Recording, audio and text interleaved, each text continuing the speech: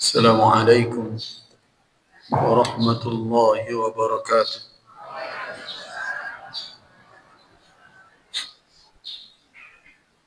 الحمد لله الذي أرسل رسوله هاديا إلى صراطه المستقيم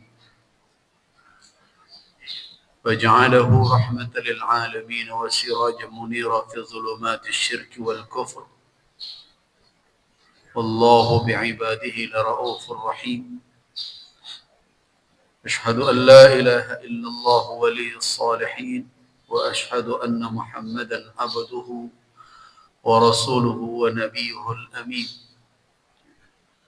اللهم صل وسلم على عبدك ورسولك وحبيبك محمد وعلى آله وأصحابه والتابعين وتابع التابعين ومن تبعهم بإحسان إلى يوم الدين. أما بعد.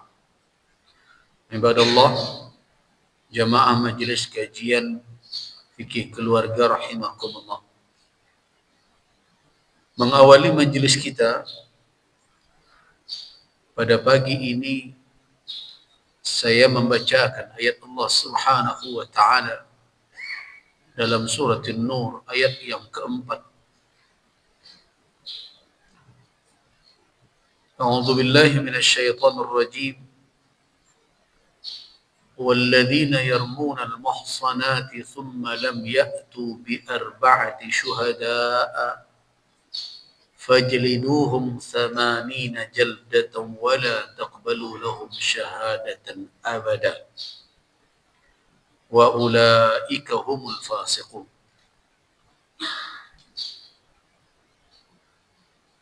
Kalau saya terjemahkan ayat ini, lebih kurang maknanya walladzina, dan mereka yarmuna, yang melemparkan tuduhan al-muhsanat kepada wanita yang baik-baik. Wanita muhsan maknanya wanita yang senantiasa membentengi dirinya, menjaga dirinya dari segala perbuatan keji. Tapi ada orang-orang yang melemparkan tuduhan kepada wanita baik-baik. Tuduhan apa? Tuduhan berbuat zina. Konsekuensinya adalah kalau orang-orang yang menuduh itu summa lam ya'tu bi arba'ati syuhada, mereka tidak bisa mendatangkan 4 orang saksi atas tuduhan mereka itu, tidak bisa mereka buktikan, maka akibatnya orang yang menuduh itu akan terkena hukum. Hukumannya ditentukan di dalam syariat. Nah, itu yang disebut dengan hudud. Pernah mendengar kata hudud? Hudud itu adalah suatu tindakan kriminal di dalam ketentuan syariat yang ditetapkan hukumannya. Tiada penetapan hukumannya secara tertentu, tidak diserahkan kepada penguasa, tapi ada jenis hukumannya. Apa contohnya? Qisas. Membunuh, hukumannya dibunuh. Mencuri, hukumannya potong tangan. Itu namanya hudud.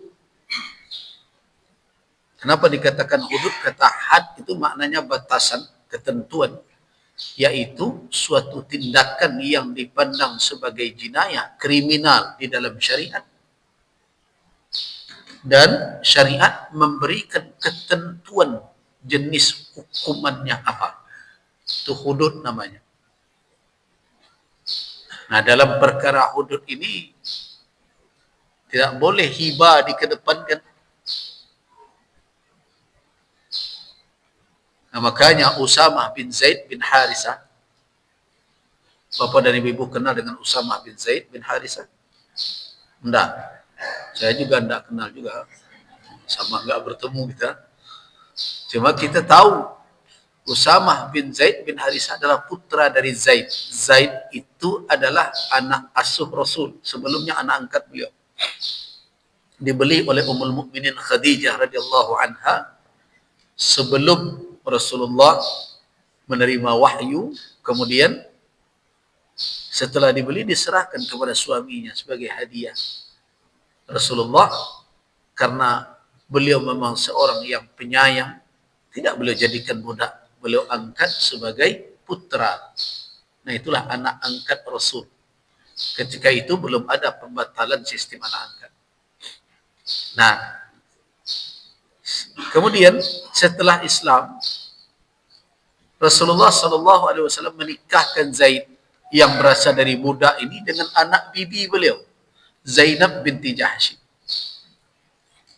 Nah, tapi rumah tangga ini tidak berlangsung harmonis, kemudian terjadi perceraian, dan Allah Subhanahu wa taala menikahkan Rasulullah dengan Zainab, dengan jandanya Zaid,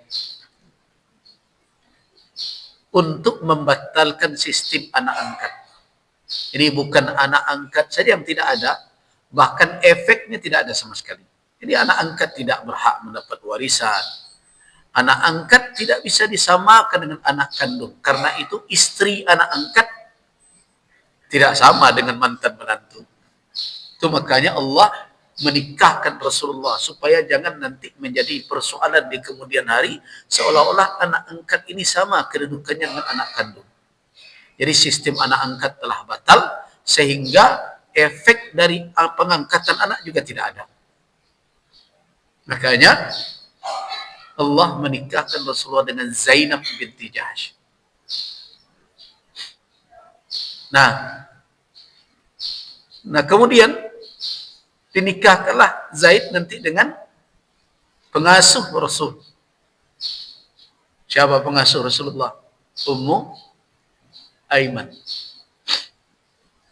Nah, lahirlah putra. Jadi putra Zaid ini siapa namanya? Usama. Jadi wajar kalau kemudian Usama ini menjadi anak kesayangan Rasulullah. Remaja yang menjadi kesayangan Rasul. Kenapa? Karena kedua orang tuanya orang yang sangat dekat dengan Nabi. Zaid, Ummu Aiman yang mengasuh Rasulullah SAW. Coba bayangkan. Lahirlah Usama. Nah, Usama inilah yang terkenal di kalangan sahabat. Namanya digelari dengan Hibbu Rasulillah, anak kesayangan Rasulullah SAW. Nah, apa kaitannya dengan hudud tadi? Cerita kita agak berbelok sedikit. Kalau tidak fokus kadang ditinggal di jalan Bapak dan Ibu. Nah, apa kaitannya dengan kisah tentang hudud? Nah, kisahnya adalah ada seorang wanita dari Bani Makhzum. Nah, perhatikan hadis ini. Ya, makanya cukup enak juga kalau ini ibu-ibu bisa melihat. Nah, dia ada hadis sahih dalam Imam Al-Bukhari dan Imam Muslim. Ada seorang wanita dari Bani Makhzum terbukti mencuri. Dan Bani Makhzum termasuk suku yang terpandang. Dan wanita ini tergolong wanita terhormat. Tapi karena terbukti mencuri, hukum Allah tidak boleh memilih-milih berdasarkan kepada level sosial seseorang. Dia berlaku secara adil. Tetapi bagi orang Quraisy yang tentu jarak mereka dengan masa jahiliyah masih dekat, menghukum wanita terpandang itu menjadi problem, jadi masalah. Masa iya wanita terhormat mau dipotong tangannya? Makanya di dalam hadis ini dikatakan, ini diriwayatkan oleh Ummul Mukminin Aisyah radhiyallahu anha, anna Quraisyan ahammahum sya'nul mar'atil makhzumiyah. Sungguhnya orang Quraisy dibuat gelisah dengan perkara seorang wanita dari Bani Makhzum allati saraqat, yang telah mencuri. Namun kegelisahan mereka ini menjadi apa? Menjadi pembicaraan di kalangan mereka. Tidak seorang pun yang berani maju kepada Rasulullah untuk meminta keringanan. memberikan pembelaan, taruhlah menjadi backingnya, berhadapan dengan Rasul nggak berani, siapa yang mau ngomong dengan Nabi ya?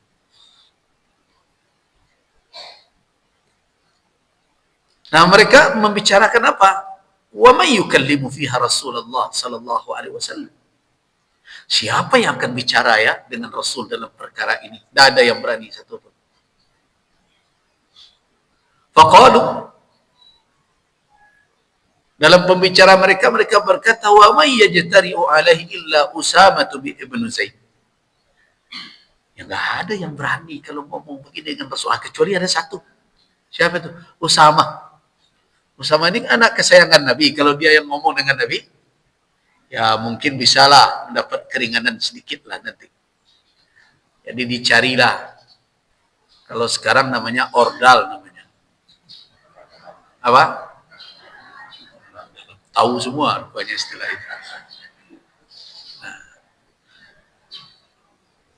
Jadi cerita orang dalam ini ternyata bukan tradisi baru ya. Iya. Tradisi orang jahiliyah begitu juga dulu.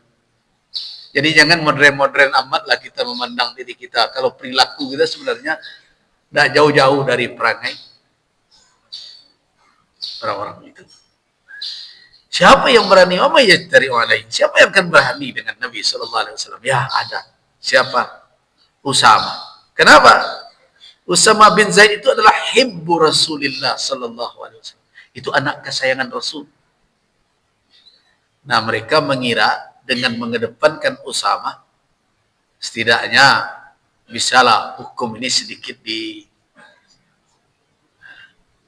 digeser-geser lah. Gitu. Nah,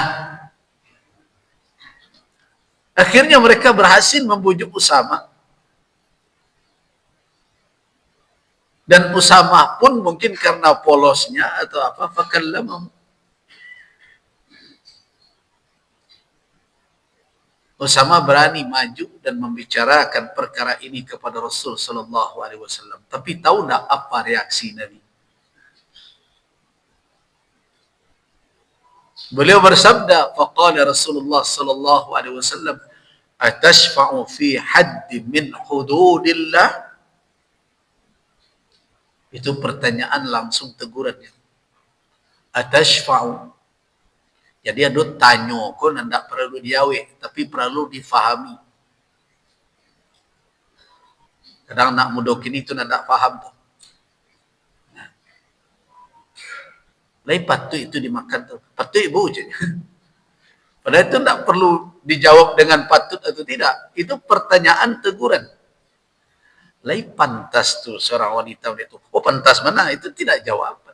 Karena itu tidak membutuhkan jawaban. Karena pertanyaan seperti itu, orang yang berakal tahu ini teguran. Atashfa'u. Apakah engkau mengajukan pembelaan? Menjadi orang yang menjadi pembela dalam perkara had. Nah, itu yang dikatakan had tadi. Perbuatan jinayah, perbuatan kriminal yang telah ada ketentuan hukumnya di dalam Al-Quran. Di dalam syariat. Atashfa'u. Engkau mau menjadi pembela itu. Fi haddi min hududillah. Dalam suatu ketentuan hukum yang telah maktub tertulis dalam ketentuan Allah Subhanahu wa ta'ala di dalam wahyunya. Begitu Nabi berkata kepada Usamah bin Zaid yang terkenal dengan hibbu Rasulillah, anak kesayangan Rasul. Nah, inilah hakim yang sebenarnya. Inilah qadi yang sebenarnya. Dia tidak dibelokkan oleh ordal-ordal itu. Siapapun hendaknya. Dan tidak cukup Nabi hanya menegur Usamah. Tidak cukup hanya menegur Usamah saja dengan pertanyaan seperti itu. Tsumma qama fakhtataba. Kemudian beliau berdiri dan menyampaikan khutbah di depan orang banyak. Apa kata Rasulullah sallallahu alaihi wasallam?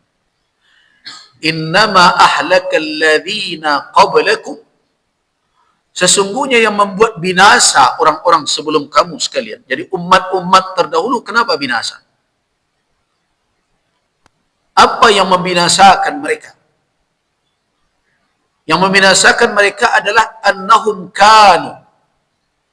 Sesungguhnya mereka itu dahulu, sebelum mereka dibinasakan oleh Allah, apa menjadi penyebab kebinasaan mereka? Idza saraqa fihimus syarifu taraku. Apabila mereka, di tengah mereka itu mencuri orang-orang yang terpandang, orang-orang berpangkat, orang-orang yang terhormat. Juga kayak sekarang kan banyak tuh, kalau pidato pusing wadanya, nak terhormat sesadonya. Tertinggal sabui lain lo calinya kawan. Ini yang terhormat, yang terhormat. Nah, dahulu juga begitu. Idza saraqa fihimus syarif, apabila orang terpandang mencuri di tengah mereka, taraku, mereka biarkan. Bapak dan ibu-ibu nanti bisa bandingkan dengan kondisi kekinian. Namun, wa idza saraqa fihimud dhaif, namun apabila yang mencuri di tengah mereka itu orang-orang yang lemah, aqamu alaihil hadda, mereka tegakkan hukuman. Jadi kalau orang terpandang, mereka biarkan, ini tutup mata. Tapi kalau orang yang lemah, mereka tegakkan hukum. Seorang tua mengambil kayu di hutan bisa terkena penjara. Orang hebat berhektar-hektar, beribu-ribu hektar membalak hutan, cai-cai tak tahu saja. Taraku. Kalau orang lemah, aqamu alaihil had, mereka tegakkan hukuman. Wa aimullah, kata Nabi, demi Allah. Nah, ini yang sering muncul ini, hadis ini, ujungnya ini. Hadis ini sebenarnya ada sababul wurudnya, sabab keluarnya sabda itu. Kalau ada faktor atau ada peristiwa yang menyebabkan lahirnya suatu pernyataan Nabi, sabda Nabi disebut dalam istilah ilmu syariat dikatakan sababul wurud. Kalau hadis ya. Tapi kalau peristiwa itu menjadi pemicu turunnya wahyu disebut dengan sababun nuzul. Jangan salah-salah. Kalau hadis sababul wurud, jamaknya asbabul wurud. Sabab itu satu. Kalau asbab itu sebab-sebab. Nah, jadi ada sababul wurud dari hadis ini. Nah, kemudian Nabi menutup pembicaraan beliau dengan apa? Wa aimullah, demi Allah, kata Nabi, lau anna Fatimah bintu Muhammadin saraqat, demi Allah, kalau seandainya Fatimah putri Muhammad mencuri, kata Nabi, la qata'tu yadah, tentu aku potong tangannya, tak peduli mau ordal mau luar sesuatu. Nah, ini sampai hari ini merupakan gaung yang tidak pernah padam semestinya di tengah umat. Bagaimana keadilan harus ditegakkan. Di negeri kita inilah penyakit yang paling akut. Sulit mencari keadilan. Hukum itu tebang pilih dan memilih-milih. Itulah yang terjadi. Jadi di sini kita tahu had. Had itu apa? Suatu kriminal di dalam tindakan syariat yang ada ketentuan hukumnya dalam wahyu. Itu had namanya, itu hudud jamaknya. Apa contohnya? Qisas, mencuri, berzina. Nah, termasuklah di antara had itu adalah menuduh wanita baik-baik berzina.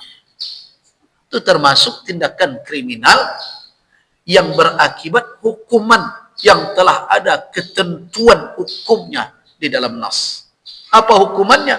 Kalau mereka tidak bisa membuktikan dengan 4 orang saksi, fajliduhum, cambuk mereka itu 80 jaldatan, 80 kali cambuk. Mungkin ibu-ibu, bapak akan bertanya, tu hubungan joka jiwa kini. Hubungannya joka jiwa kini, kalimat berikutnya. Nah ini yang lupa orang. Kalau 80 itu acok tendangan. Orang nuduh orang berbuat zina tidak bisa membuktikan di dalam Islam dicabut 80. Nah, akibat yang kedua, kan saya tidak lupa, kita berbicara tentang wali kemarin itu. Dalam perkara nikah.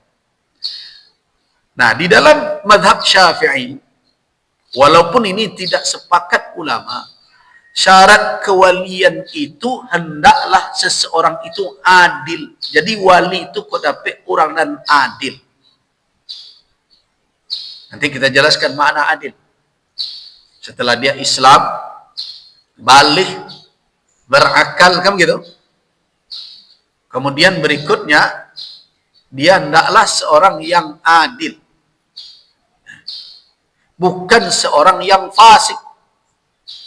Nah, apakah kefasikan itu menjadi berdampak kepada tanggung jawab dan kewenangan dia di dalam masalah kewalian dan termasuk juga dalam masalah kesaksian nanti. Kan nikah juga pakai saksi kan?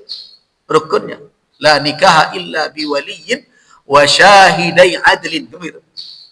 Tidak ada nikah kecuali dengan seorang wali dan 2 orang saksi yang adil. Nah, kita mau fahami dahulu kenapa di dalam mazhab Syafi'i ditetapkan bahwa hendaklah wali itu bukan seorang yang fasik. Bapakkah, kakekkah, artinya ya tawallal aqda, yang langsung melaksanakan akad tersebut hendaklah seorang yang adil, bukan orang yang fasik. Itu makanya di daerah kita sering diingatkan Pak, awak kan nikah anak, tobat lah capek ko nalun solat lalai. Jangan gara awak pernikahan anak rusak. Karena di dalam mazhab Syafi'i yang bersebaran di berbagai daerah ada persyaratan tambahan. Dalam mazhab lain tidak. Apa itu? Seorang wali itu hendaklah adil.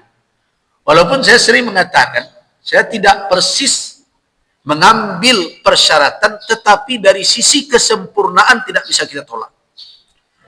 Jadi kalau kita ingin menyempurnakan tugas kita sebagai seorang bapak, menikahkan anak kita, peloklah diri awak, jadilah orang yang adil. Adil ku maknanya, nanti kita jelaskan. Nah, lawan dari kata adil itu nanti di dalam masalah ini adalah fasik. Seorang yang fasik tidak memenuhi syarat.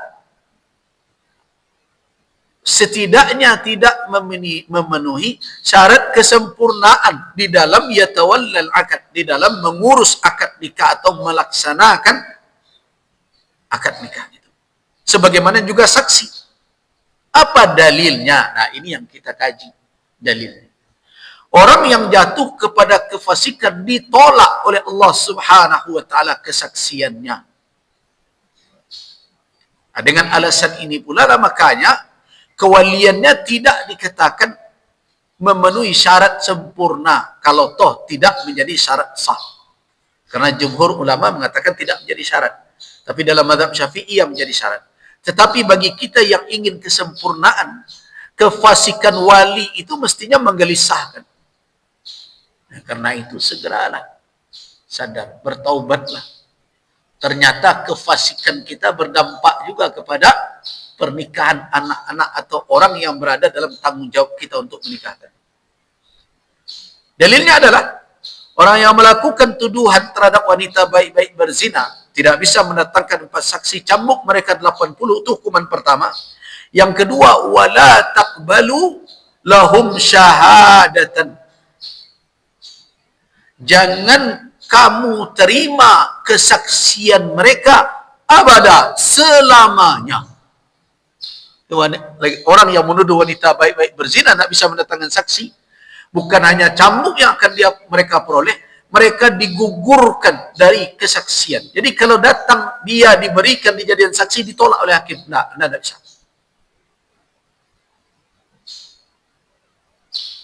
Anda tidak bisa jadi saksi. Kenapa? Karena Anda tidak memenuhi syarat. Apa alasan saya kalau dia bertanya begitu? Saya tidak diterima. Anda pernah menuduh wanita baik-baik berzina, tapi Anda tidak bisa buktikan. Nah, coba bayangkan, abadah, selamanya tidak bisa diterima kesaksiannya. Nah, begitu Islam menjaga kehormatan. Jadi tidak seenaknya saja orang merusak kehormatan orang lain. Diperlakukan semisal dengan kejahatannya. Kejahatannya kan merusak kehormatan orang. Orang terhormat, orang terpandang, orang tidak ada terpikir berbuat itu, orang tidak melakukan perbuatan, tiba-tiba dia tuduh gitu saja. Rusak kehormatan orang. Selama ini mungkin dia terpandang, dia terjaga, tiba-tiba dia buat cerita bahwa si fulana berzina itu. Kemudian tidak bisa membuktikan. Coba betapa malunya dia. Betapa malu keluarga besarnya. Betapa malu anak-anaknya. Nah, sekarang Anda yang menuduh, yang tidak bisa membuktikan, harus mendapatkan perbuatan dari hasil perbuatan setimpal dengan perbuatan Anda. Makanya ditolak kesaksiannya. Malu juga. Kan malu. Malu orang tak bikin. Nah, begitu Islam. Jadi konsep Islam itu muamalah bil misl. Kalau akan dihukum, hukuman itu setimpal dengan tingkat kejahatan. Kalau kehormatan orang rusak, kehormatan Anda juga tidak bisa dijaga. Ditolak. Nah, kenapa dia ditolak? Lihat penutup ayat. Wa ulaika humul fasiqun. Mereka itu adalah orang-orang fasik. Jadi orang fasik tidak diterima kesaksiannya. Nah, begitu juga seorang wali, pantas dia tidak diizinkan menjadi wali, tidak patut menjadi wali dengan kefasikan yang dia lakukan. Nah, karena itulah di antara dasar mengapa di dalam satu madhab seperti dalam madhab Syafi'i dikatakan bahwa syarat kewalian itu adil, tidaklah fasik. Apa makna adil? Selama ini kita memandang keadilan itu hanya dalam ukuran material. Itu kekeliruan kita selama ini. Sehingga pernah saya mendengar, dulu ada komentar-komentar, biar kafir asal adil. Pernah enggak dengar itu? Gue yakin dah nggak ketika sedang pil-pil. Nah, kalau ukuran orang-orang materialistik, ya bisa itu. Karena adil bagi mereka itu ukurannya apa? Membagi sama banyak, menimbang sama bare, mau kuah sama banyak, gitu kan? Itu adil materialisme namanya. Walaupun sebenarnya kalau diterapkan di dalam kehidupan sosial, belum tentu itu adil. Kalau tidak salah, pekan lalu saya beri contoh. Ada 3 anak kita berdiri pagi hari. Satu sekolah di SD, satu lagi di SLTP, yang satu lagi kuliah di UNAN. Sama minta piti pagi itu belanja. Belanja. Nah, kalau diterapkan adil mau kuah sama panjang, menimbang sama barik seperti itu, dek nan gadang bagi piti 200.000, agelo 200.000 bara gulo kajai ke di Bali dan SD. Nah, berarti kalau diterapkan dalam kehidupan sosial, belum tentu cara seperti itu adil. Nah, karena itu sebagian orang mencoba menggeser makna adil. Ada lagi makna adil, yaitu menempatkan sesuai dengan posisinya. Nah, itu. Tetapi itu juga belum menjawab. Karena itu kalau kita merujuk ke dalam ilmu keislaman, kata adil ini sering muncul. Sering muncul. Pemimpin adil. Kan muncul kan? Pernah kan mendengarkan hadis sab'atun yuzilluhumullah fi zillihi yawma la zilla illa zilluh. Perhatikan hadis ini. yudhilluhumullah. Nah, ada 7 orang yang akan dinaungi oleh Allah di hari yang tiada naungan melainkan naungan Allah Subhanahu wa taala. Nah, siapa yang pertama? Al-imamul adil. Imam yang adil. Berarti kata adil muncul di dalam hadis ini.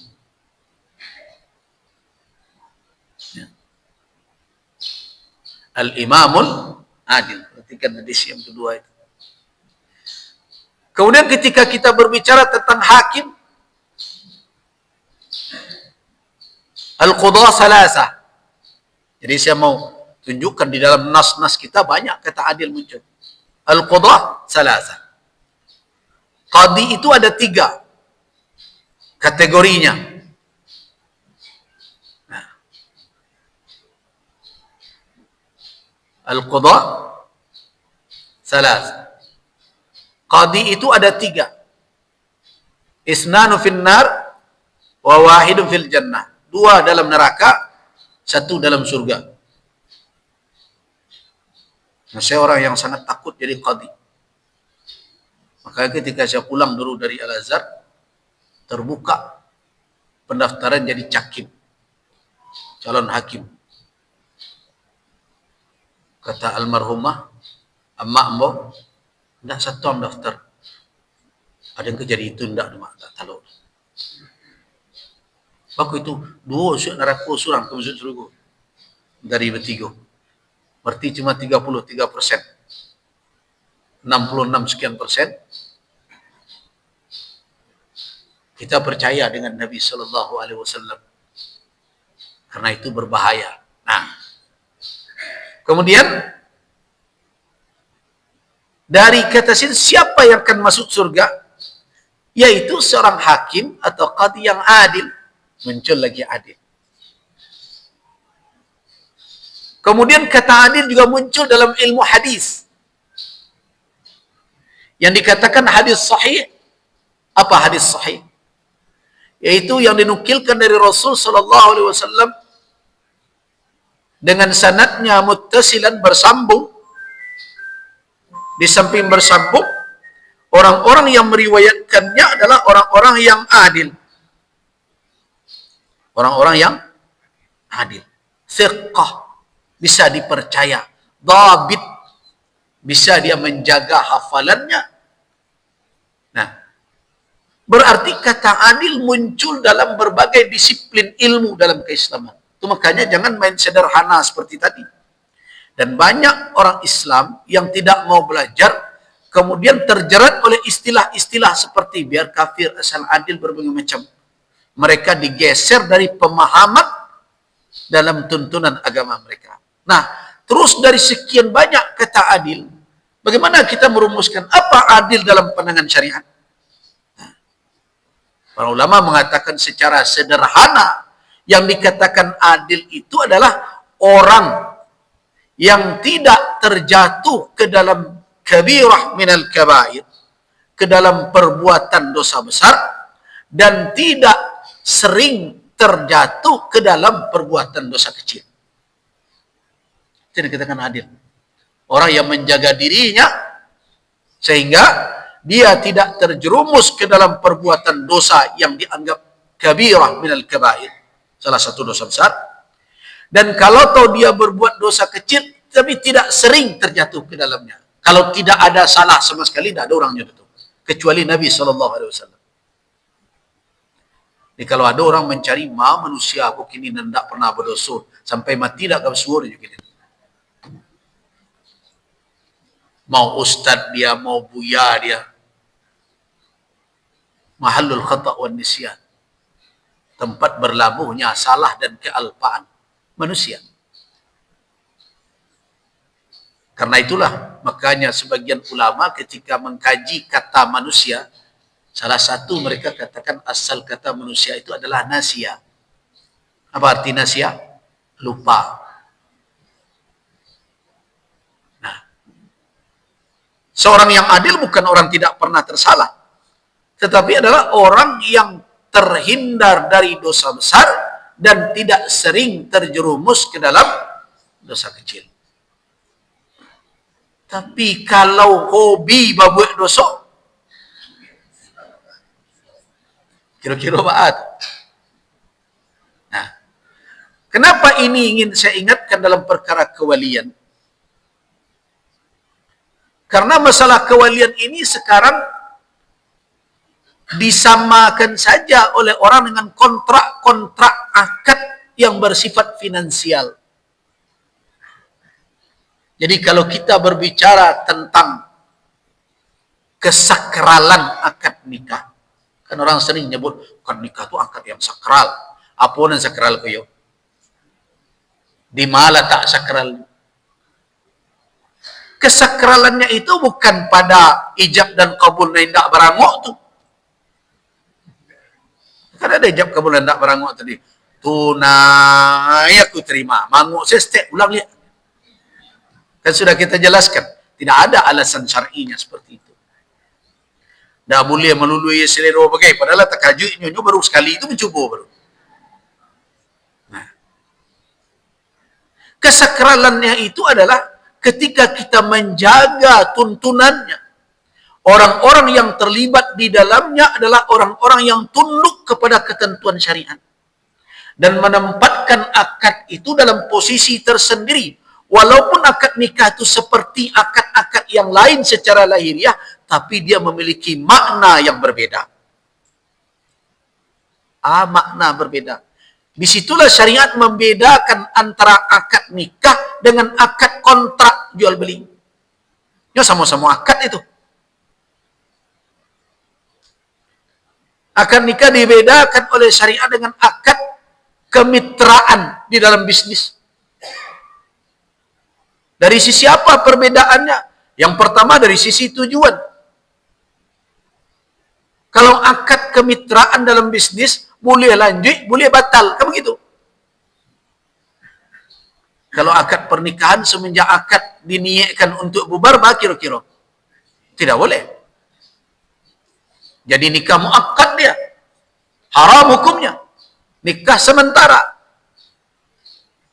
Kalau ada orang yang ketika menikah, dia niatkan di dalam hatinya hanya beberapa bulan saja, kemudian dia ceraikan istrinya, orang lain tidak tahu, tetapi Allah tahu dan dia berdosa untuk maju dalam pernikahan itu. Nah, di situ kesakralannya. Nah, karena itulah kesaksian dalam akad nikah, dalam pandangan yang kuat di dalam fikih, tidak bisa, walaupun mazhab zahiri dan lain-lain membolehkan, tetapi saya lebih cenderung kepada apa? Tidak bisa wanita menjadi saksi dalam pernikahan. Tapi kalau dalam akad kontrak, bisa tak wanita? Bisa. Mana dalilnya? Pokok bisa lah. Dalil itu kalau ceritanya. Ada dalilnya. Bapak dan Ibu tahu tak ayat terpanjang di dalam Al-Quran? Ayat berapa? Nah, perhatikan ini. Ini ayat terpanjang dalam Al-Quran. Ayat 282 surah Al-Baqarah. Tapi ayat ini, saya sarankan orang-orang yang bertugas sebagai notaris untuk memahami kalau dapat hafal ayat ini. Karena ini, kalau kita berbicara tentang notarial, rujukannya adalah ayat ini.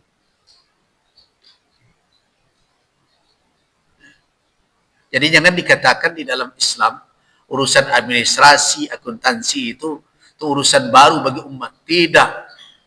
Itu urusan yang telah ditunjukkan oleh wahyu. Cuma awak kadang-kadang nak patuh. Ketika berhutang ditulis dek kawan awak tersinggung lah. Bantu orang lain pada. Kayak tulis-tulis lah baik. Padahal itu perintah Al-Quran. Ya ayyuhalladzina amanu idza tadayantum bidainin ila ajlin musamma faktubuh. Wal yaktub bainakum katibun bil adl. Ada adil lagi.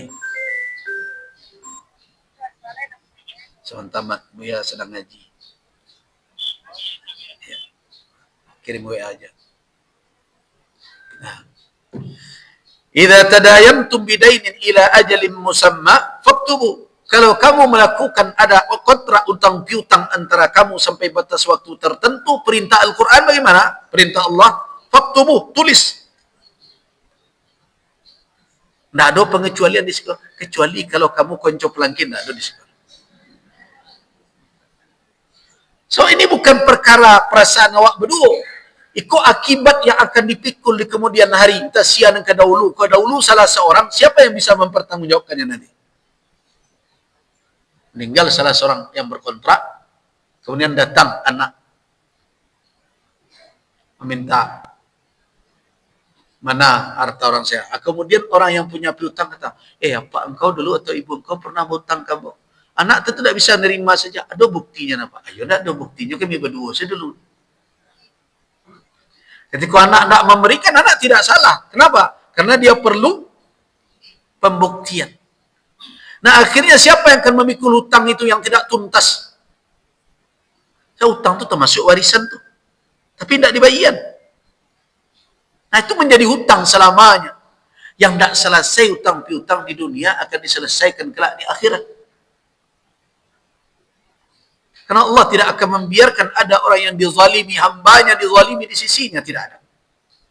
Tidak akan dibiarkan oleh Allah. Wala yuzlamuna fatila. Sedikit pun tidak akan ada mereka dizalimi. Itu gunanya mahkamah Allah ditegakkan. Keadilan diwujudkan. Orang yang punya hak mendapatkan haknya. Nah, tapi karena tidak ada pembuktian, rumit jadinya. Nah, jadi jangan tersinggung lo kawan manulian. Terimu salah, itu perintah Allah. Nah, tadi cerita kita apa? Wanita. Bolehkah? Di sini ditunjukkan oleh Allah harus ada orang ketiga. Wal yaktub bainakum katibun. Nah, ini kan yang saya katakan tadi, tugas notaris hari ini. Hendaklah ada yang menulis di situ. Dan di situ ditunjukkan bagaimana proses penulisan. Siapa yang mesti mengimlakkan, mendiktekan. Hari ini enggak. Coba lihat di berbagai lembaga keuangan.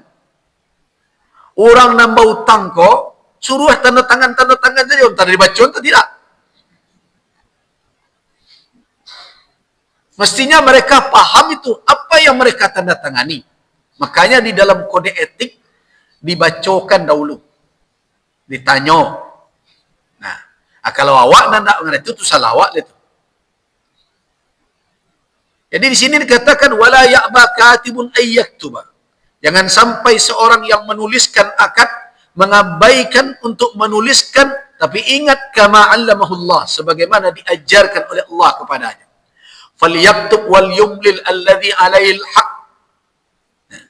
Hendaklah yang menulis, wal yumlil, yang mendiktekan adalah orang yang menikul tanggungjawab hak. Jadi berarti orang nak bautang nak mendiktekan.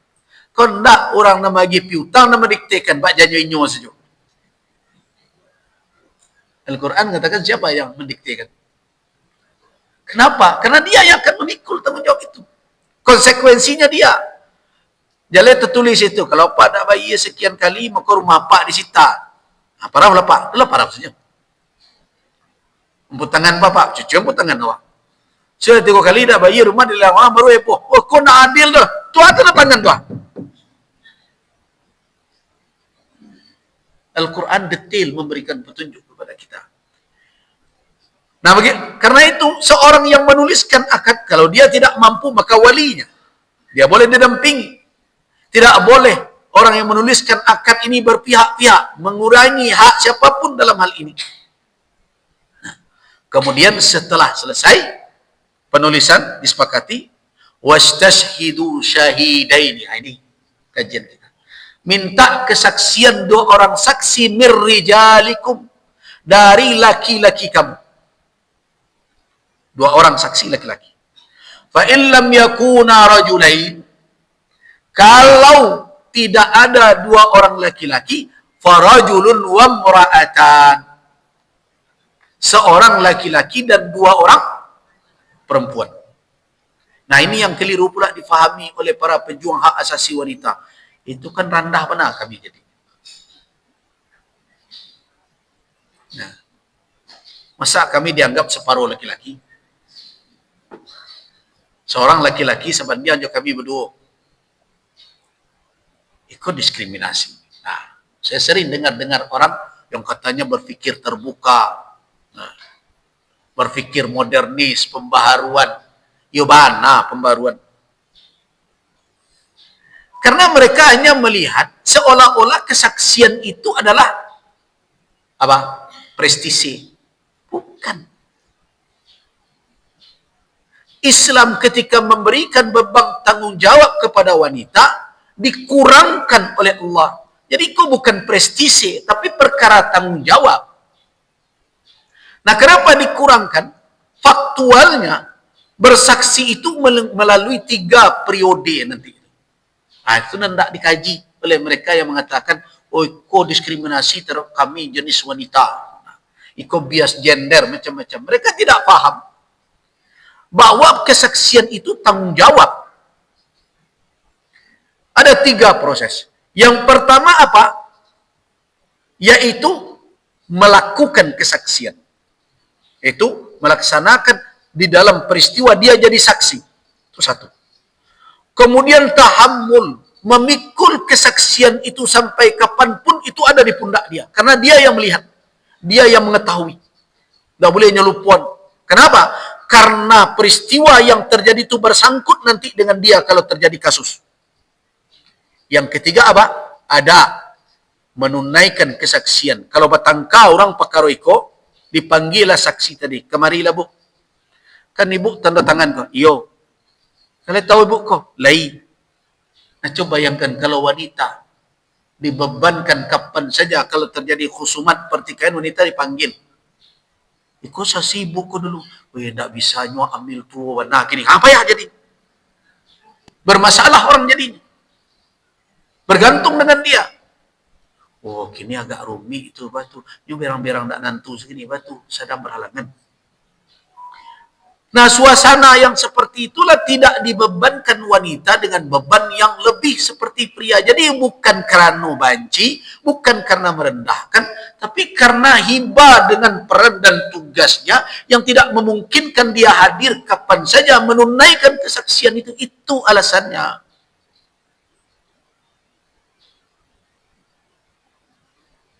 Nah, tapi kan orang sekarang melihat ini apa? Prestise. Kalau tidak dia samo, berarti kok diskriminasi. Disitulah kekeliruan mereka di dalam berpikir. Nah, itu makanya mereka berdua. Kalau satu lupa, bisa satu mengingatkan. Jadi 3 saksi. Kalau ada perempuan. 2 perempuan, 1 laki-laki. Ini dalam apa? Dalam kontrak yang berdampak hanya kepada material. Ini kontrak material namanya. Tadayantum, hutang piutang. Tetapi urusan pernikahan tidak bisa sama dengan itu. Karena nikah bukan perkara material. Materialnya bahagian dari pernikahan, yaitu mahar. Tapi di situ ada nasab. Di situ ada perkara halal dan haram. Di situ ada urusan hak dan kewajiban. Nah, karena itulah makanya kesaksian pernikahan dalam pandangan sebagian ulama tidak bisa disamakan dengan kesaksian di dalam kontrak-kontrak atau akad-akad lainnya. Itu makanya ketika kita mengkaji saksi nanti, syarat saksi dalam nikah itu zukurah, laki-laki. Jadi dia tidak bisa disamakan dengan syarat kesaksian pada muamalat, pada kontrak-kontrak bisnis. Nah, ini kembali kita. Nah, di samping dia juga sebagai wali laki-laki, syaratnya adalah dia tidak fasik. Dia harus bersikap adil. Nah, keadilan itu secara minimal menjadi syarat kesempurnaan akad nikah. Jadi disitulah qudsiyah. Kalau kita bicara kesakralan akad nikah, ada pada apa? Ada pada proses dan persyaratannya yang harus dipenuhi. Nah, kini kesakralan nikah itu ada pada seremonialnya. Bayangkan, apa kepatang, sudah memacik loki, minum mabuk, kininya pakai kupiah menikahkan anaknya. Coba bayangkan. Babo nikah kamu saji, Assalamualaikum juga kamu saji. Suruh baca bismillah, lupa bagainya. Selesaikah dengan dituntut bersyahadat? Tidak. Makanya ada seremonial kan dibuat sekarang. Sebelum akad nikah, wali hakim atau Pak KUA biasanya kan menuntut mereka. Itu daripada indah tuh. Tapi cukupkah? Pak, iriang ya Pak. Asyhadu an la ilaha illallah. Asyhadu anna Muhammad Rasulullah. Astaghfirullah. Astaghfirullah. Selesai kan? Enggak sebenarnya. Apalagi kalau dia tidak sungguh dalam hal itu. Nah karena itu, kok khusus itu apa-apa kan jadi wali. Tubu ilallah. Bertaubatlah kepada Allah. Keberkahan. Kesempurnaan akan nikah anak-anak kita tak kait jawab tu apa-apa. Nah, kawan-kawan kita yang masih bergelimang dengan kemaksiatan Allah tu, ternyata kemaksiatan itu tidak hanya berdampak kawat, tapi berdampak juga keturunan dan keluarga. Nah, itu makanya syarat seorang wali itu hendaklah berperilaku adil. Benar. Saya termasuk yang menerima walaupun syarat itu tidak syarat sah, tetapi itu syarat kesempurnaan. Nah, kita lanjutkan. Kemudian di samping dia adil, muslim, laki-laki, tentu dia adalah balik berakal. Balik berakal untuk menunjukkan apa bahwa dia memiliki ahliyah. Ahliyah itu kecakapan hukum. Nah ini perlu kita jelaskan dulu. Apakah di dalam syariat ada pula orang yang dianggap tidak cakap hukum? Ada?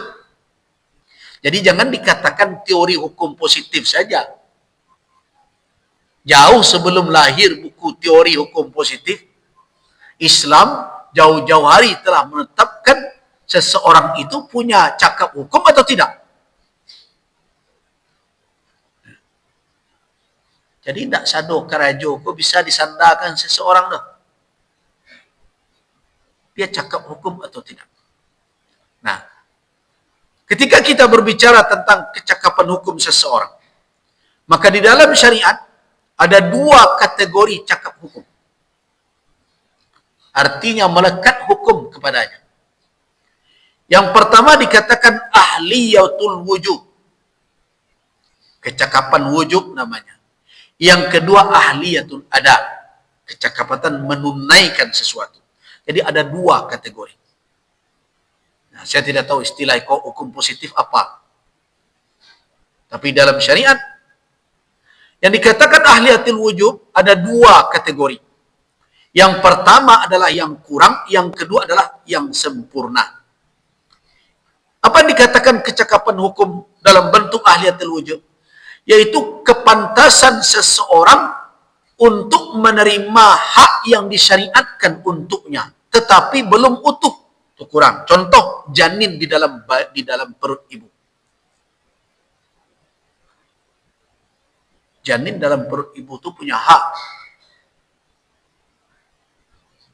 Nah, tapi belum sempurna.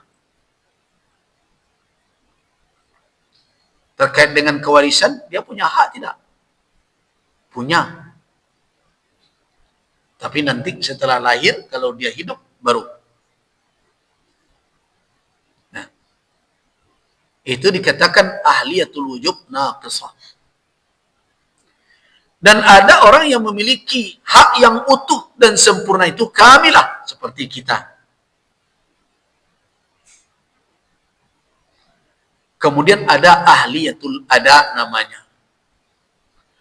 Ahliyatul ada maknanya adalah orang yang dipandang tindakan dan perbuatan yang lahir darinya itu dipandang secara syariat itu benar dan sah.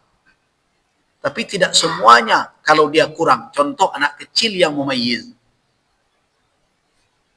Boleh tak anak kecil membuat tindakan tertentu kalau nyope belanjo? Boleh, tapi dibatasi dalam perkara yang ringan-ringan. Jangan beko anak ketek umur 10 tahun datang ke dealer oto, nyobali oto cie. Tidak bisa. Tapi kalau tidak pula ada kecakapan hukumnya dalam bertindak, tentu payah lo orang lepau dia. Tiba nyoba piti 5.000 minta bonbon cik bu, baca rohnya, ibu pak dulu untuk akadnya, tidak bisa. Rumit jadinya. Jadi dalam perkara-perkara yang sifatnya tidak punya konsekuensi berat, dia bisa. Dan termasuk juga salatnya. Walaupun dia belum wajib, kalau dia tunaikan dan dia pandai melakukan salat, walaupun dia belum balik, apakah perbuatan salat itu dipandang sah secara syarak? Ya, kalau memenuhi rukun dan syaratnya. Tetapi hal-hal yang bersifat ada konsekuensi dan berbagai macam, tindakannya tidak dipandang sebagai suatu tindakan syarak. Karena itu kalau anak kecil dilemparnya kaca orang, apakah dia bisa dimasukkan ke dalam tindakan orang yang membuat kriminal? Tidak. Tetapi menggantinya yo. Nah, yang dikejar, yo kan tidak salah, yo tapi kaca orang lah pecah yo. Siapa yang nanti yang bertanggung jawab atas itu? Nah, walinya. Jadi jangan kecil itu alasan kan anak ketek itu. Iyo anak ketek, yo tidak salah. Tidak dipandang sebagai suatu kesalahan.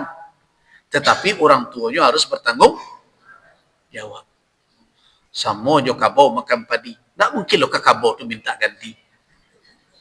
Tapi nampunya kabau akan diperkarakan nanti itu. Nah, apakah dia lalai atau tidak kan begitu? Nah, itulah dikatakan ahliyatul ada naqisah. Sedangkan yang sempurna ya seperti kita lakukan. Jadi tindakan kita dipandang sebagai tindakan yang benar, dan kalau ada keliru maka ada konsekuensi. Nah, di dalam syariat ini sudah lama diterapkan. Coba bayangkan 14 abad yang lalu. Hukum positif berapa tahun semuanya baru. Jadi jangan dikatakan syariat kita ini kurang. Dan kurang tu awak dan tak mau belajar. Ngaji habis dia galak-galak sini. Kau gak serius ngaji istri, sudah payah tu. Rumi ngaji batu. Karuikan nyawanya. Sudah nak beraja namanya tu. Nah, jadi syariat telah memberikan panduan. Nah, karena itu tindakan seseorang yang belum memenuhi ketentuan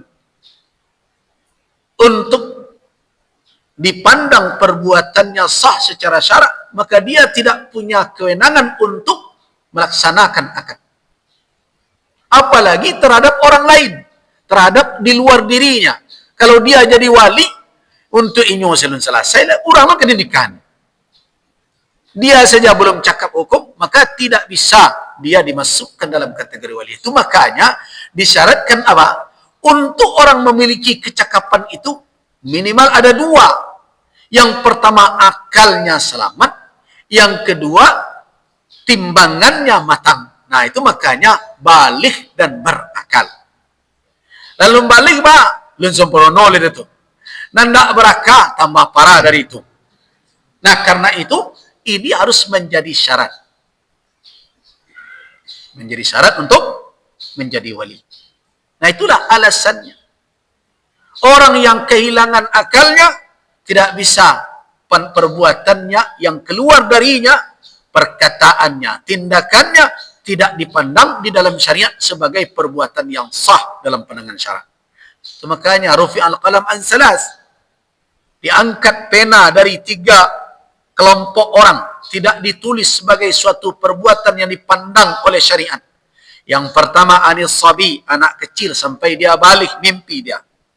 Yang kedua anin naimi hatta yastayqiza, orang yang tertidur. Perbuatannya, tindakannya selama dia tertidur tidak dipandang sah. Sampai dia terjaga dari tidur terbangun. Kemudian yang ketiga anil majnun, dari orang gila. Orang gila tidak bisa dicatat perbuatannya sebagai perbuatan yang sah. Karena itu tidak bisa ditanyakan kepada dia terkait dengan suruh menikahkan anak, tidak mungkin. Bahkan kalau awak nambah tanya pun nanti dicurigai orang tu. Kalau ada bapak dan ibu seorang gila tu tanya, bah kau tak solat? Kau tak dengar ada orang ngecek mereka itu ragu wak mana kan ni? Nggak ditanya tu nama nanya gitu. Jadi makanya ditetapkan syarat balik berakal. Kemudian wa yustahab, yang terakhir untuk wali, dianjurkan untuk meminta izin. Bahkan disyaratkan wali tadi untuk mendapatkan izin dari yang pikir, dari anak gadis, dan mendapatkan keputusan dari yang sudah menjanda. Jadi dia tidak bisa mengambil tindakan sendiri untuk menikahkan, kecuali dalam kasus-kasus tertentu. Dalam kasus tertentu misalnya anaknya itu berkekurangan, nah itu mungkin dia punya kewenangan mutlak. Tapi kalau anaknya normal, sudah dewasa, dia tidak bisa bertindak sendiri menikahkan, tetapi dengan izin anaknya itu. Kalau dia pikir, kalau dia gadis. Tapi kalau dia sudah menjanda, maka tustamar. Tustamar artinya keputusan ada di tangan wanita tersebut. Jadi yang sudah menjanda tidak bisa seperti anak gadis diperlakukan. Kalau kata dia, enggak, ambo enggak nikah, anda usahlah Pak Bakaria dulu. Keputusan ada di tangannya. Kenapa? Tidak ada alasan seperti anak gadis. Anak gadis kenapa dia harus sepakat dengan orang tuanya? Orang tua tidak bisa jalan sendiri, anak juga tidak bisa jalan sendiri. Kenapa? Orang tua terikat terkait dengan hadis.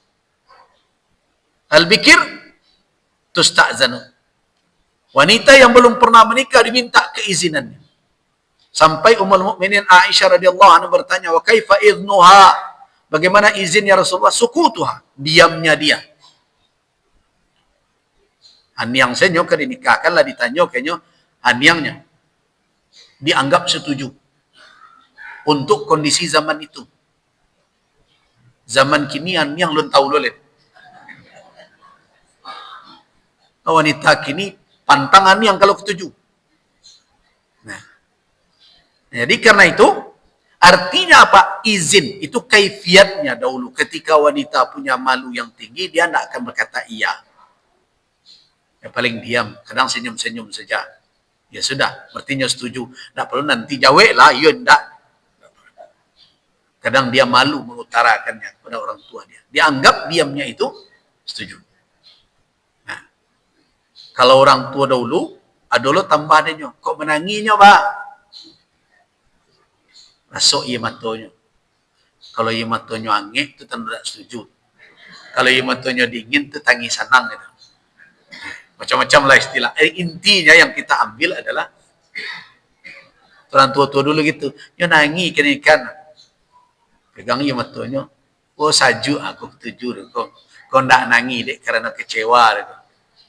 Nah, Allahu alam perkara itu. Tapi yang jelas di dalam syariat adalah izin. Nah, kemudian untuk yang menjanda, amar, perintah, artinya amruha fi yadiha. Keputusan dia ada di tangan dia. Tidak ada boleh intervensi dalam hal itu, tetapi dia tidak bisa menikahkan dirinya sendiri, tetap walinya. Namun keputusan ada di tangan dia. Kenapa? Karena dia sudah berpengalaman dalam menjalani kehidupan dengan seorang laki-laki dan sudah ada pelajaran yang bisa dia jadikan sebagai ukuran dan cerminan. Nah, kalau nan gadi kenal dulu dong. Nah, karena itu butuh dia didampingi oleh orang tuanya. Karena itu yang terbaik bukan orang tua saja yang ketujuh, anak-anak ketujuh, atau anak saja yang ketujuh, orang tua tidak ketujuh. Jadi ketika kita ingatkan wali jangan menjadi diktator, kita ingatkan pula anak jangan menjadi egois. Nah itu idealnya tuh. Cuma kau kan perlu disampaikan anak-anak gadiwa. Yang persoalan anak gadiwa telah mendengar kaji kau tidak itu masalahnya. Nah. Jadi kita ingatkan wali, orang tua jangan bertindak diktator. Kita juga ingatkan anak-anak gadis jangan menjadi anak yang egois sehingga jatuh kepada okok, kepada kedurhakaan. Jangan hanya terbuai dengan perkara sayang orang. Kenapa? Ini orang tua yang dahulu muda gagah bapak ini sekarang sudah keriput tua lemah karena tunggang balik menggadangkan awak. Begitu sayangnya. Dan dia tidak harap apa-apa melainkan kebahagiaan kita. Bisa tidak sayang itu ditukar aja sayang laki-laki yang baru tiba, kadang kenal baru 3 bulan. Nah, coba difikir itu. Direnungkan dengan baik. Dan syariat memberikan ketentuan itu untuk menimbang masa depannya. Kenapa? Ketika wanita terikat dengan suatu pernikahan, wanita tidak punya hak talak. Yang perlu diingat. Bisa tidak wanita mentalak? Tidak bisa.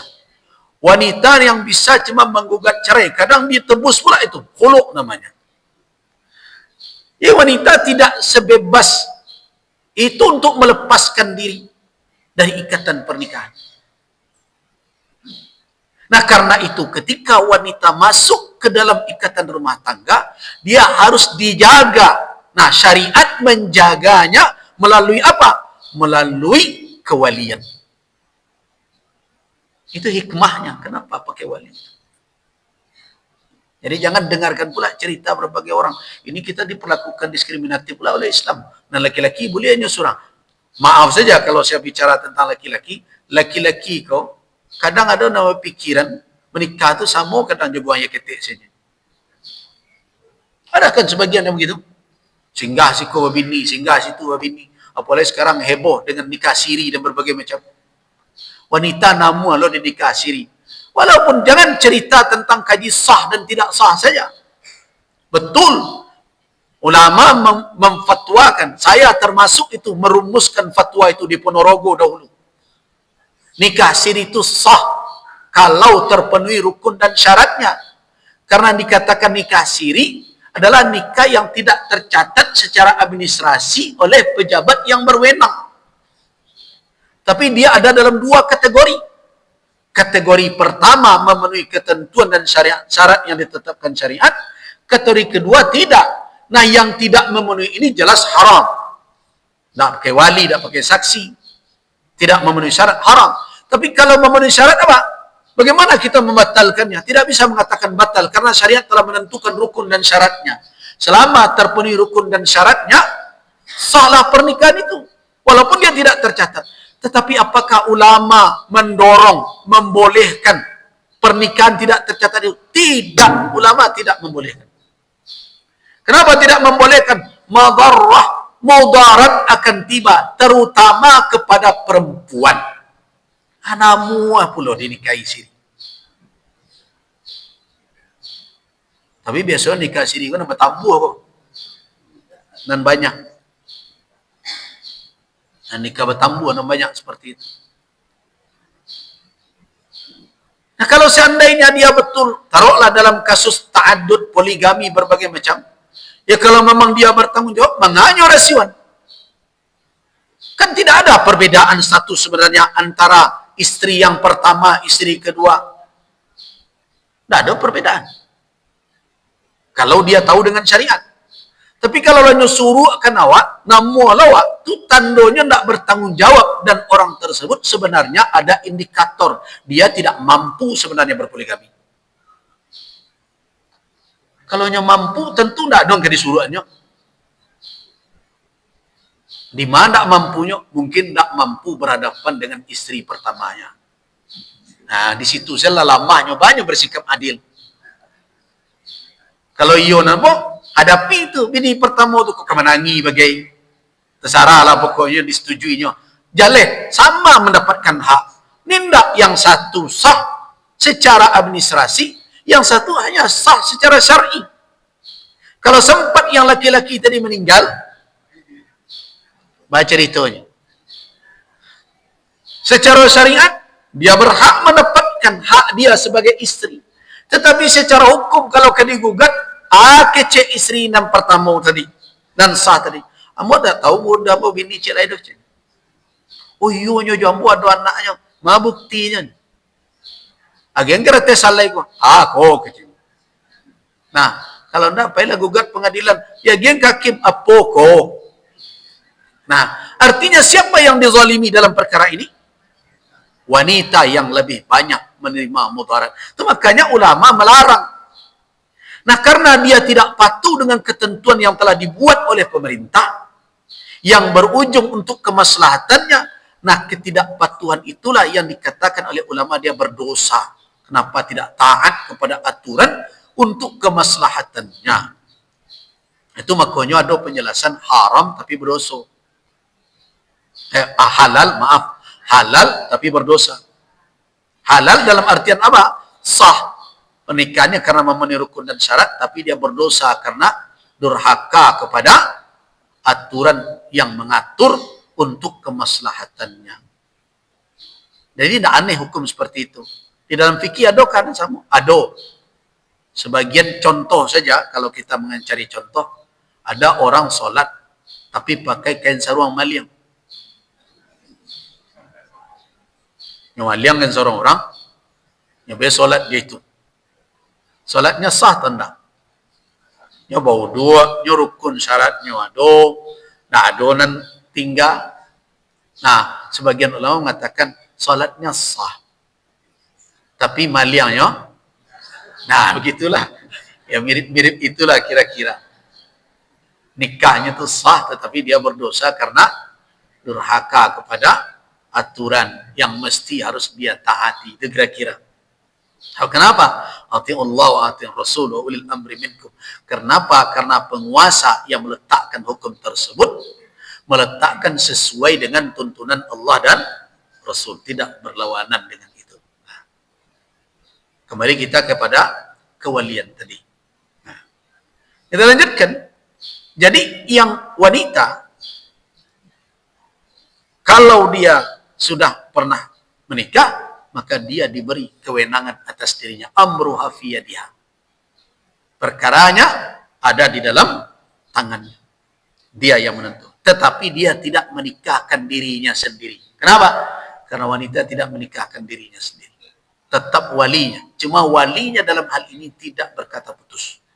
Sedangkan untuk bikir, untuk yang masih gadis, ada dua kewenangan itu. Ada pada dirinya, ada pada kedua, pada orang tuanya. Nah, disinilah masyurah, musyawarah dijalankan.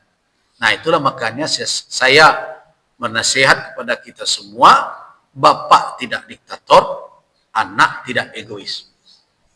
Nah, kalau samo tak ketujuh, alih pandangan kanan lain. Dunia lapang. Konda, itu juan daknya. Anak lah jalan dah. Nangka menjalaninya. Awak je nama kare. Pokok dia itu kau jadi suami kau. Nah, awak ada tu. Ini nangka menjalani.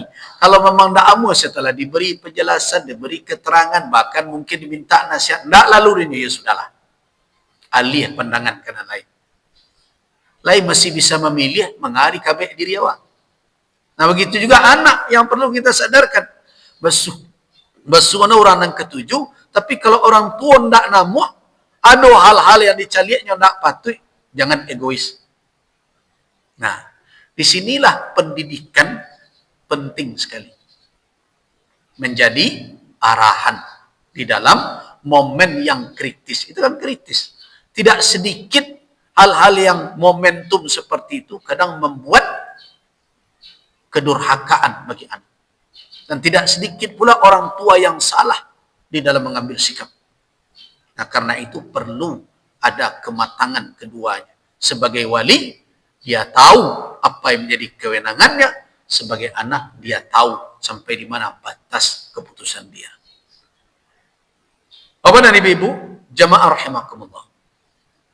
Karena itulah makanya, ketika kita lanjut nanti berbicara tentang saksi. Nah, Tadi wali sudah. Saksi seperti itu juga. Dia mesti bersyarat saksi itu yang pertama adalah Muslim, Islam. Dalilnya sama.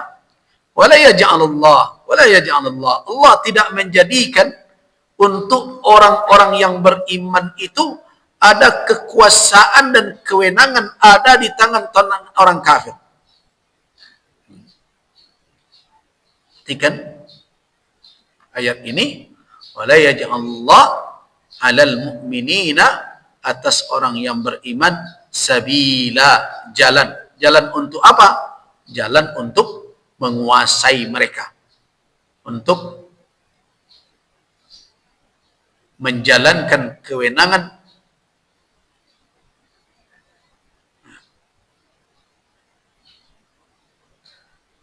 Perhatikan surah An-Nisa ini. Perhatikan ujung dari ayat ini. Walai yaj'alallahu lil kafirina 'alal mu'minin sabila. Sekali-kali lan itu maknanya nafyan lil abad. Dinafikan, ditidakkan oleh Allah selamanya. Makanya sering diterjemahkan orang sekali-kali. Sekali itu maknanya apa? Sama sekali. Jangan sekali-sekali. Kalau sekali-sekali berbeda. Sekali-kali tidak. Maknanya apa? Sama sekali tidak. Ya. La yaj'alallah. Sama sekali Allah tidak menjadikan lil kafirin. Lil ikhtisas. Kewenangan. Milik. Jadi tidak ada kewenangan bagi orang-orang kafir alal mu'minin, alalil ilzam, yang membebani orang-orang beriman atas orang yang beriman. Jadi orang-orang kafir tidak diberikan oleh Allah Subhanahu wa taala kuasa. Untuk apa? Untuk menguasai orang-orang yang beriman. Tidak dijadikan oleh Allah jalan untuk itu. Jalannya saja tidak dibuka oleh Allah Subhanahu wa taala. Jadi kalau ulama mengatakan bahwa yang memimpin orang beriman itu mesti mukmin, itu sudah fatwa yang benar. Walaupun di dalam menjalankan fatwa itu perlu proses. Nah, ada proses berbagai macam yang harus ditempuh untuk tamkin namanya, untuk mendapatkan posisi yang seperti itu. Ini idealnya. Tetapi dalam hal-hal yang memang itu sudah bisa terlaksana seperti pernikahan dan lain-lain, maka karena itulah maka ulama mengatakan tidak memberikan kewenangan itu selain kepada orang yang beriman pula. Itu makanya syarat seorang wali mesti muslim. Syarat seorang saksi mesti muslim. Nah, inilah yang menjadi dasar. Kemudian balik berakal tetap harus menjadi syarat. Begitu juga syarat, syarat tentang keadilan. Sebagaimana pada wali, untuk saksi juga ada syarat keadilan. Adil itu menjadi syarat. Perhatikan, al-Islam, kemudian berikutnya al-aql wal bulugh, kemudian al-dzukura, laki-laki, tadi sudah kita jelaskan. Kemudian berikutnya al-adalah. Perhatikan, al-adalah walau zahiran. Dia harus bersikap adil, walaupun itu hanya kita bisa ketahui secara zahir. Karena keadilan dalam makna batinnya Allah yang tahu. Secara hakikat batinnya, apakah dia orang yang berlaku adil, apakah dia orang yang bertakwa, apakah dia orang yang taat dan saleh, secara batinnya Allahu a'lam. Tapi secara zahir harus kita tinjau, harus kita ketahui. Karena itu, ini saya terpaksa dalam hal ini berbicara jujur dan terus terang, tidak bisa berminyak dalam hal ini. Tradisi-tradisi yang berkembang banyak dalam kondisi sekarang ini merusak ketentuan syariat ini. Baik adik lama maupun adik baru. Nah, ini tidak boleh dibiarkan sebenarnya. Ya orang Minang kalau batu adik bersandi syarat bersandi kitabullah, tolong didengarkan. Jangan ego kita yang dikedepankan. Bahwa saksi pernikahan itu harus seorang yang adil secara zahirnya, itu perintah syarak. Nah, sebagaimana tadi sudah kita jelaskan dalil. Orang yang fasik tidak bisa diterima kesaksiannya. Nah, kenapa saya katakan ada adat lama, ada adat baru? Yang sebenarnya kedua adat tersebut itu bertentangan dengan adat sebatang panjang di Minangkabau, adat sandi syarat sandi kitabullah. Contoh, ada kesepakatan di dalam berbagai negari. Mereka katakan adat selingkah negari.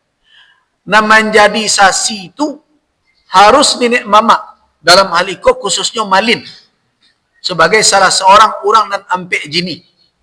Ampek jini itu siapa? Pengulu, manti, dubalang, malin. Memang idealnya seorang malin dalam kaum itu adalah seorang yang alim. Bahkan saya mengatakan malin itu berasal dari kata mu'alim. Tapi kenyataannya lain seluruh malin ma'alim. Nah, jadi karena itu aturan tersebut benar. Sebaiknya orang yang alim, tetapi secara implementasinya tidak bisa kaku. Karena ada malin tuh, dan kadang tak tahu je pintu saji. Balanya kejadian sasi nikah. Orang azannya miri anjing jo.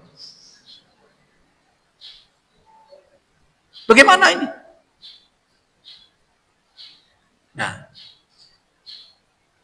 Nah, karena itu perlu ditimbang betul.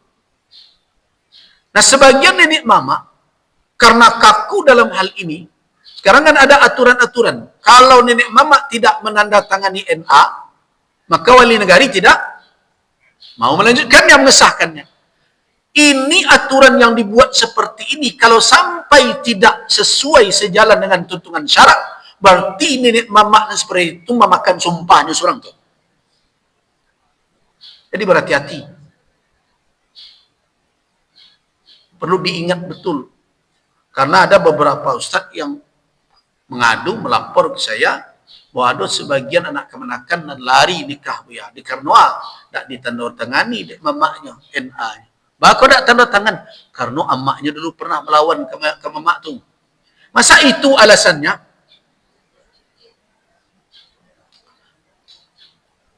Padahal seorang mamak kepala kaum, apalagi kalau dia memiliki jabatan dalam kaum, mestinya sesuai dengan falsafah baju yang dipakainya tu. Bajunya kan tak berbuah tu. Mengkok muda itu baju pengulu, supayanya memakai sifat balam lawih berpadang lapang. Kondak ada kemenakan dulu awak nak menggadai, nak namanya tanda tangan. Kini anaknya kan nikah, aras saya dek udah dentekan dah NA anak. Masa itu alasannya? Nah, itu terjadi. Nah, termasuk persyaratan-persyaratan. Ingat, kalau kewenangan nenek mama tidak dibatas dengan syarak, itu melampaui batas namanya. Sedangkan kewenangan orang tua saja bisa dianulir oleh syariat. Coba bayangkan. Kewenangan wali bisa tak diambil oleh syarak? Bisa. Masa kewenangan nenek mama tak bisa?